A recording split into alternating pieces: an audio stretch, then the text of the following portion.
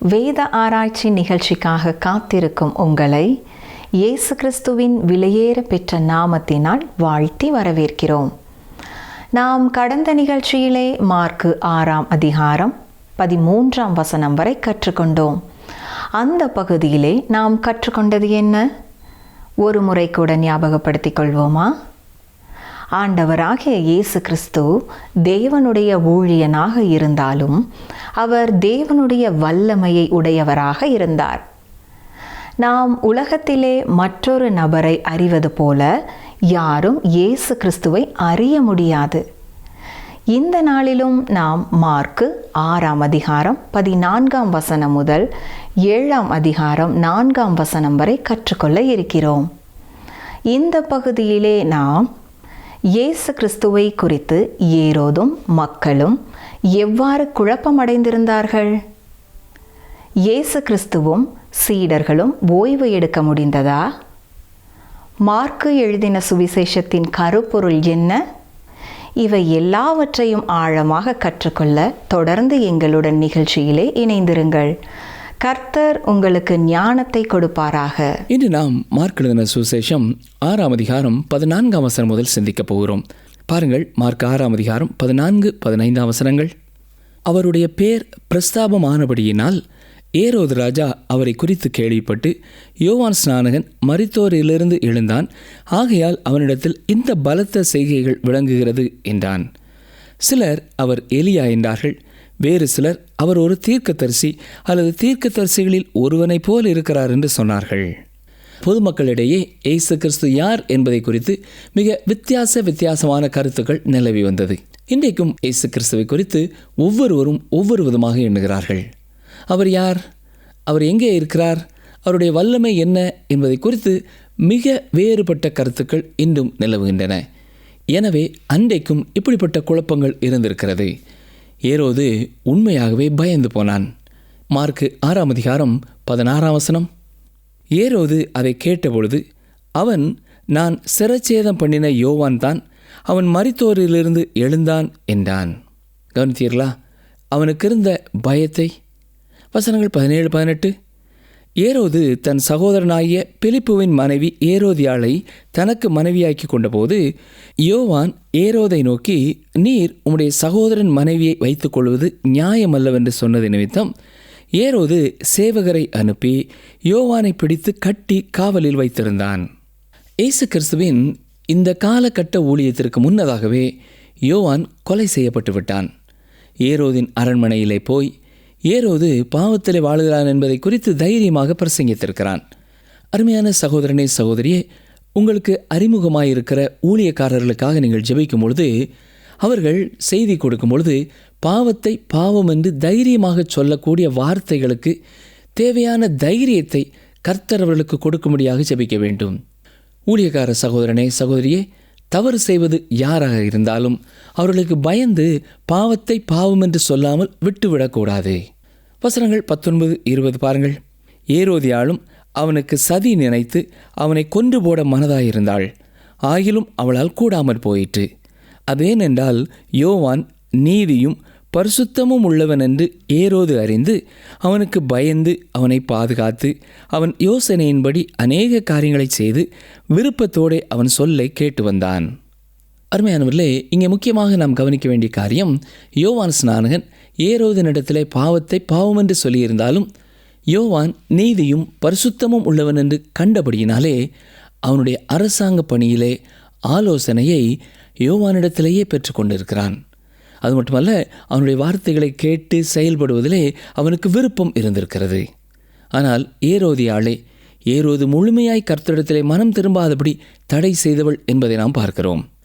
உயர்மட்டத்திலே கர்த்தரை அறிந்து கொள்ளும்படியாய் செய்யப்படுகிற ஊழியங்கள் விளைவை கொடுக்க வேண்டுமென்றால் அவர்கள் விசுவாசத்திற்குள்ளே கடந்து வர முடியாதபடி எதிர் நிற்க பிசாசு பயன்படுத்துகிற அவருடைய வாழ்க்கை துணைகளுக்காக நாம் அதிகமாய் ஜெபிக்க வேண்டும்.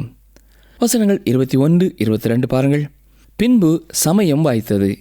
எப்படி என்றால், ஏரோது தன் ஜென்ம நாளிலே தன்னுடைய பிரபுக்களுக்கும் சேனாபதிகளுக்கும் கலிலேயா நாட்டின் பிரதான மனுஷருக்கும் ஒரு விருந்து பண்ணின போது ஏரோதியாளின் குமாரத்தி சபை நடுவே வந்து நடனம் பண்ணி ஏரோதுவையும் அவனோடே கூட பந்தியிருந்தவர்களையும் சந்தோஷப்படுத்தினாள்.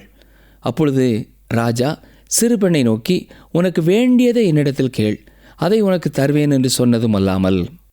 பிரியமானவர்களே, இங்கே சூழ்நிலை எப்படி இருக்கிறது என்று கவனித்தீர்களா? ஏரோதனுடைய மனநிலையை அறிந்த ஏரோதியாள் தனது மகளை அந்த முக்கியமான தினத்தன்று நடனமாடச் செய்திருக்கிறாள். ஏரோதும் எதை கேட்டாலும் தருவேன் என்று ஒரு வாக்கு கொடுத்திருக்கிறான். வசனங்கள் 23, 24. நீ என்னிடத்தில் எதை கேட்டாலும் அது என் ராஜ்யத்தில் பாதியானாலும் அதை உனக்கு தருவேன் என்று அவளுக்கு ஆணையும் இட்டான். அப்பொழுது அவள் வெளியே போய் நான் என்ன கேட்க வேண்டும் என்று தன் தாயினிடத்தில் கேட்டாள். அதற்கு அவள், யோவான் ஸ்நானகனுடைய தலையை கேள் என்றாள். ஏரோதியாள் எல்லாவற்றையும் ஏற்கனவே திட்டம் பண்ணித்தான் கொடூரமான அவளுடைய மனதிலே சிந்தித்து தான் செயல்பட்டிருக்கிறாள். வசனங்கள் 25, 26 பாருங்கள். உடனே அவள் ராஜாவினிடத்தில் சீக்கிரமாய் வந்து, நீர் இப்பொழுதே ஒரு தாளத்தில் யோவான் ஸ்நானனுடைய தலையை எனக்கு தர வேண்டும் என்று கேட்டாள். அப்பொழுது ராஜா மிகுந்த துக்கமடைந்தான். ஆயிலும் ஆணையின் நிமித்தமும் கூட பந்தியிருந்தவர்களின் நிமித்தமும் அவளுக்கு அதை மறுக்க மனதில்லாமல். அருமையானவர்களே, இந்த வசனங்களிலே ஏரோதின் மற்றுமொரு பலவீனமும் நமக்கு காட்டப்படுகிறது. வாக்குறுதி கொடுப்பதை குறித்தும் எது முக்கியம் என்ற காரியத்தை குறித்தும் தவறான எண்ணம் கொண்டவனாயிருந்தான். இன்றைக்கும் அனைவருடைய வாழ்க்கையிலே மற்றவர்கள் என்ன நினைப்பார்கள் என்ற ஒரே எண்ணத்தினாலே கர்த்தருக்கு பயந்து காரியங்களை செய்யாமல் மற்றவர்களுக்காக காரியங்களை செய்வதை நாம் பார்க்கலாம். என்னை கேட்டுக்கொண்டிருக்கிற எனக்கு அருமையான சகோதரனே, சகோதரியே, உங்களுடைய வாழ்க்கையிலே உங்களோடு வேலை செய்கிறவர்கள் அல்லது உங்களோடு தெருவிலே வசிக்கிறவர்களுக்கு பயந்து நீங்கள் ஏதாவது ஒரு காரியத்திலே கர்த்தருக்கு பயப்படாமல் பாவத்திலே வாழ்வீர்கள் என்று சொன்னால் நீங்கள் மனம் திரும்ப ஆண்டவர் உங்களை அழைக்கிறார். எந்த ஒரு காரியத்தை நாம் யோசிக்கும் பொழுதும், பேசும் பொழுதும், செய்யும் பொழுதும் இது கர்த்தருக்கு பிரியமானதாக இருக்குமா என்பதை சிந்தித்து நாம் செய்யும் பொழுது கர்த்தருக்கு பயப்படும் பயம் நம்முடைய வாழ்க்கையிலே இருக்கிறது என்பதை நாம் புரிந்து கொள்ளலாம். வசனங்கள் 27, 28 பாருங்கள். உடனே அவனுடைய தலையை கொண்டு வரும்படி சேவகனுக்கு கட்டளையிட்டு அனுப்பினான். அந்தபடி அவன் போய் காவற்கூடத்திலே அவனை சிறைச்சேதம் பண்ணி அவன் தலையை ஒரு தாளத்திலே கொண்டு வந்து அதை அந்த சிறு பெண்ணுக்கு கொடுத்தான். அந்த சிறு பெண் அதை தன் தாயினிடத்தில் கொடுத்தாள். எத்தனை கொடூரமான ஒரு செயல் இல்லையா? வசனம் 29 பாருங்கள். அவனுடைய சீஷர்கள் அதை கேள்விப்பட்டு வந்து அவன் உடலை எடுத்து ஒரு கல்லறையில் வைத்தார்கள். யோவான் ஸ்நானகன் அரண்மனை சிறையிலே இருந்தாலும் அவனை அடிக்கடி பார்க்க வரும் நண்பர்கள் உண்டு, சீடர்கள் உண்டு. அவர்கள் உடனே இந்த காரியத்தை குறித்து அறிந்து சரீரத்தை எடுத்து நல்லடக்கம் செய்கிறார்கள். மார்க் சுசேஷம் 6ஆம் அதிகாரம் 30, 31 வசனங்களிலே ஊழியத்திற்கு சென்ற 12 சீடர்களும் திரும்பி வருவதை குறித்து பார்க்கிறோம். இந்த சீஷர்கள் வந்து தங்களுடைய ஊழியத்தின் அனுபவத்தை குறித்த முதல் அறிக்கையை சமர்ப்பிக்கிறார்கள். பாருங்கள், மார்க் 6, 30, 31. அப்பொழுது அப்போஸ்தலர் இயேசுவினிடத்தில் கூடி வந்து தாங்கள் செய்தவைகள், உபதேசித்தவைகள் யாவையும் அவருக்கு அறிவித்தார்கள். அவர் அவர்களை நோக்கி, வனாந்தரமான ஓரிடத்தில் தனித்து சற்றே இளைப்பாறும்படி போவோம் வாருங்கள் என்றார். ஏனெனில் வருகிறவர்களும் போகிறவர்களும் அநேகராய் இருந்தபடியினால் போஜனம் பண்ணுகிறதற்கும் அவர்களுக்கு சமயம் இல்லாதிருந்தது. அருமையான சகோதரனை, சகோதரியே, ஆண்டவராய் இயேசு கிறிஸ்துவும் எவ்வளவு அதிகமான பணி பழு நிறைந்தவராய் இருந்தார் என்பதை நாம் புரிந்து கொள்வது முடியாத காரியம். யாரும் இல்லாத இடங்களுக்கு அவ்வப்பொழுது அவர் தனித்து சென்று இளைப்பாற வேண்டியதாய் இருந்தது. அதே போல அவருடைய சீடர்களுக்கும் இளைப்பாறுதல் தேவையானதாய் இருந்தது. வசனங்கள் 32 முதல் 34 வரை பாருங்கள். அப்படியே அவர்கள் தனிமையாய் ஒரு படவில் ஏறி வனாந்தரமான ஒரு இடத்திற்கு போனார்கள். அவர்கள் புறப்பட்டு போகிறதை ஜனங்கள் கண்டார்கள். அவரை அறிந்த அநேகர் சகல பட்டணங்களிலும் இருந்து கால்நடையாய் அவ்விடத்திற்கு ஓடி அவர்களுக்கு முன்னே அங்கே சேர்ந்து அவரிடத்தில் கூடி வந்தார்கள். இயேசு கரையில் வந்து அநேக ஜனங்களை கண்டு அவர்கள் மேய்ப்பனில்லாத ஆடுகளைப் போல் இருக்கிறபடியால் அவர்கள் மேல் மனதுருகி அந்த காரியங்களை அவர்களுக்கு உபதேசிக்க தொடங்கினார். தனித்திருக்கும்படியான இடத்தை தேடி இயேசுவும் சீடர்களும் புறப்பட்டு போனது வீணாய் போய்விட்டது. அவர்கள் கலிலேயா கடலிலே கரை வழியாக சுற்றி நடந்து போய் இயேசு கிறிஸ்துவும் சீடர்களும் அக்கறையிலே போய் சேரும் முன்னதாக இவர்கள் போய் சேர்ந்து விடுகிறார்கள். ஓய்வெடுக்க வந்த அவர் இந்த ஜனக்கூட்டத்தை பார்த்தவுடனே அவர்கள் மேல் மனதுருகுகிறார். முதலாவது அவர் போதனை செய்து அவருடைய ஆவிக்குரிய தேவையை சந்தித்தார். இரண்டாவதாக அவர்களுடைய வயிற்று பசியையும் அவர் போக்கினார். பாருங்கள், மார்க்கு 6ஆம் அதிகாரம் 35 முதல் 37 வசனம் வரை.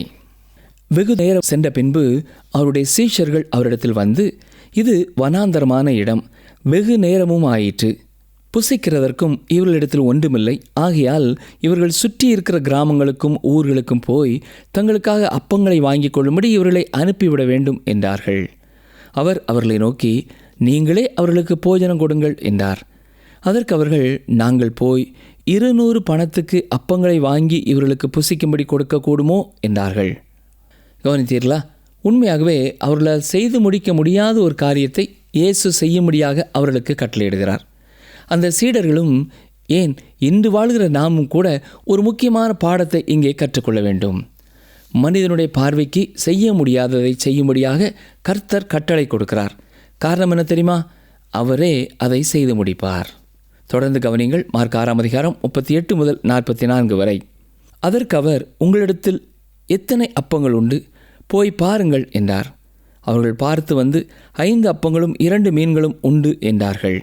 அப்பொழுது எல்லாரையும் பசும் புல்லின் மேல் பந்தி பந்தியாக உட்கார வைக்கும்படி அவர்களுக்கு கட்டளையிட்டார். அப்படியே வரிசை வரிசையாய் 100 பேராகவும் 50 பேராகவும் உட்கார்ந்தார்கள். அவர் அந்த 5 அப்பங்களையும் அந்த 2 மீன்களையும் எடுத்து வானத்தை அண்ணாந்து பார்த்து ஆசீர்வதித்து அப்பங்களை பிட்டு அவர்களுக்கு பரிமாறும்படி தம்முடைய சீஷர்களிடத்தில் கொடுத்தார். அப்படியே 2 மீன்களையும் எல்லாருக்கும் பங்கிட்டார். எல்லாரும் சாப்பிட்டு திருப்தி அடைந்தார்கள். மேலும் அப்பங்களிலும் மீன்களிலும் மீதியான துணிக்கைகளை 12 கூடை நிறைய எடுத்தார்கள். அப்பம் சாப்பிட்ட புருஷர் ஏறக்குறைய 5000 பேராயிருந்தார்கள். அருமையானவர்களே, இது ஒரு அற்புதம். ஆதியிலே சிருஷ்டிப்பை நடத்திய போது மீனை உண்டாக்கிய அவர், ஆதியிலே தானியத்தை விளையச் செய்த அவர், தமது வார்த்தையினாலே உணவை அப்பெருங்கூட்ட மக்களுக்கு கொடுத்தார். அந்த கூட்டத்திலிருந்த அநேகர் அன்றுதான் வயிறார சாப்பிட்டிருப்பார்கள். வசனம் 45 பாருங்கள். அவர் ஜனங்களை அனுப்பிவிடுகையில் தம்முடைய சீஷர்கள் படவில் ஏறி அக்கரையில் பெத்சாயிதாவுக்கு எதிராக தமக்கு முன்னே போகும்படி அவர்களை துரிதப்படுத்தினார். இந்த வசனத்திலே துரிதமாய் செயல்பட வேண்டும் என்பது தொடர்பான 2 வார்த்தைகளை நாம் பார்க்கிறோம். ஒன்று, சீக்கிரமாக அவர் ஜனங்களை அனுப்பிவிடுகிறார். இரண்டாவதாக, சீடர்களையும் சீக்கிரம் போகும்படியாக துரிதப்படுத்துகிறார் என்று பார்க்கிறோம். ஏன் இவ்வாறு ஜனங்களை சீக்கிரமாக அனுப்புகிறார்? ஏன் சீடர்களை அனுப்பினார்? ஏனென்றால் ஜனங்கள் அவரை ராஜாவாக்க முயற்சித்தார்கள். இதை குறித்து யோவான் 6ஆம் அதிகாரம் 15ஆம் வசனத்திலே நாம் பார்க்கிறோம். இப்பொழுது மார்க்கு 6ஆம் அதிகாரம் 46 முதல் 52 வசனம் வரை பாருங்கள். அவர் ஜனங்களை அனுப்பிவிட்ட பின்பு ஜெபம் பண்ணும்படி ஒரு மலையின் மேல் ஏறினார். சாயங்காலமான போது படவு நடுக்கடலில் இருந்தது. அவரோ கரையிலே தனிமையாயிருந்தார். அப்பொழுது காற்று அவர்களுக்கு எதிராயிருந்தபடியினால் அவர்கள் தண்டு வலிக்கிறதில் வருத்தப்படுகிறதை அவர் கண்டு, ராத்திரியில் 4ஆம் ஜாமத்தில் கடலின் மேல் நடந்து அவர்களிடத்தில் வந்து அவர்களை கடந்து போகிறவர்கள் போல் காணப்பட்டார். அவர் கடலின் மேல் நடக்கிறதை அவர்கள் கண்டு ஆவேசம் என்று எண்ணி சத்தமிட்டு அலறினார்கள். அவர்கள் எல்லாரும் அவரை கண்டு கலக்கமடைந்தார்கள். உடனே அவர் அவர்களோட பேசி, திடன் கொள்ளுங்கள், நான் தான், பயப்படாதிருங்கள் என்று சொல்லி. இங்கே சீமோன் பேதுரு கடலின் மேல் நடந்த சம்பவம் குறிப்பிடப்படவில்லை. ஏற்கனவே நாம் சிந்தித்தது போல இந்த சம்பவங்களை குறித்த எல்லா செய்தி குறிப்புகளையும் மார்க்கு பேதுருவினிடத்திலிருந்து தான் பெற்றுக்கொண்டார். வேண்டுமென்றே பேதுரு தன்னை குறித்த இந்த சம்பவத்தை விட்டுவிடுகிறார். ஆனால் அன்று நடந்த சம்பவத்தின் விபரத்தை மத்தேயு நினைவாக நமக்கு கொடுத்திருக்கிறார். அருமையானவர்களே, இந்த 48ஆம் வசனத்தை சற்றே நீங்கள் கவனிக்க வேண்டும். அப்பொழுது காற்று அவர்களுக்கு எதிராக இருந்தபடியினால் அவர்கள் தண்டு வலிக்கிறதில் வருத்தப்படுகிறதை அவர் கண்டு அவர்களை நோக்கி போனார் என்று பார்க்கிறோம். இரவு வேளை கடினப்பட்டு அவர்கள் தண்டு வலிக்கிறார்கள். நேராக போய்கொண்டிருக்கிறார்கள் என்று அவர்கள் நினைத்து கொண்டிருக்கிறார்கள். ஆனால் அவர்கள் உண்மையான நிலைமையை இயேசு கண்டார். வியர்வை வடிய அவர்கள் தண்டு வலித்தாலும் காற்று எதிராக இருந்தபடினாலே அவர்களால் விரைவாக செல்ல முடியவில்லை. நிகழ்ச்சியை கேட்டுக்கொண்டிருக்கிற எனக்கு அருமையான சகோதரனை சகோதரியே, நீங்களும் உங்கள் வாழ்க்கையிலே எப்படிப்பட்ட நிலைமையிலே இன்று இருக்கிறீர்களோ எனக்கு தெரியாது. உங்கள் வாழ்க்கையிலே ஒரு கடினமான காலகட்டத்தை நீங்கள் கடந்து வந்து கொண்டு இருக்கலாம். இருட்டான ஒரு சூழ்நிலையிலே தனிமையாக நீங்கள் அமர்ந்திருக்கலாம். சோதனைகளினாலும் பிரச்சனைகளினாலும் நீங்கள் வேதனைப்பட்டு கொண்டிருக்கலாம். உங்களால் தாங்க முடியவில்லையே என்று கதறிக்கொண்டிருக்கலாம். வெளியே காற்று நிறைந்த புயல் நிறைந்த ஒரு படவிலே நீங்கள் பயணம் செய்து கொண்டிருக்கலாம். படகு மூழ்கப் போகிறதே என்ற நிலைமை ஒருவேளை இன்று இருக்கலாம். உங்களுக்கு நான் ஒரு நற்செய்தியை வைத்திருக்கிறேன். அருமையான விசுவாசியே, அன்று சீடர்கள் வருத்தப்படுகிறதை கண்டு செயல்பட்ட இயேசு கிறிஸ்து இன்றைக்கும் மாறாதவராய் நீங்கள் படுகிற பிரயாசங்களை கவனித்து கொண்டிருக்கிறார். உங்களுடைய பிரச்சனைகள் அவருக்கு தெரியும். உங்கள் சிறிய பலன் அவருக்கு தெரியும். உங்கள் மனநிலை அவருக்கு தெரியும். உங்களுக்கு இருக்கிற நெருக்கங்கள் எல்லாமே அவருக்கு தெரியும். ஆனால் எனக்கு பிரியமான சகோதரனை சகோதரியே, உங்களுடைய வாழ்க்கையை நீங்கள் அவருக்கு ஒப்புக் கொடுப்பீர்கள் என்று சொன்னால் அது மிகச் சிறந்ததாயிருக்கும். நம்முடைய அநேகர் நம்முடைய வாழ்க்கையின் இருளான நேரங்களிலே நமது வாழ்க்கையை அவருக்கு ஒப்புக் கொடுக்க வேண்டும் என்பதை அறிந்திருக்க வேண்டும். அன்று அந்த சீஷர்கள் வருத்தப்படுகிறதை அவர் கண்டார். இப்படி இயேசு கிறிஸ்து இவர்கள் வருத்தப்படுகிறதை கண்டதை குறித்து மார்க் மட்டுமே எழுதியிருக்கிறார். பின்னர் இயேசு கிறிஸ்து அவர்கள் நடுவே கடல் மேலே நடந்து வந்து படவிலே ஏறினார்.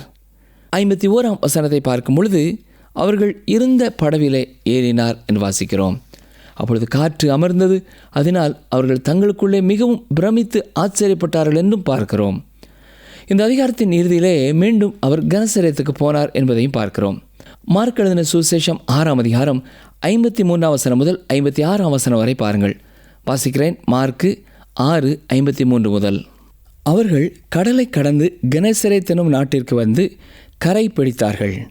அவர்கள் படவிலிருந்து இறங்கின உடனே ஜனங்கள் அவரை அறிந்து அந்த சுற்றுப்புறமெங்கும் ஓடி தெரிந்து பிணியாளிகளை படுக்கைகளில் கிடத்தி அவர் வந்திருக்கிறார் என்று கேள்விப்பட்ட இடங்களிலெல்லாம் சுமந்து கொண்டு வந்தார்கள்.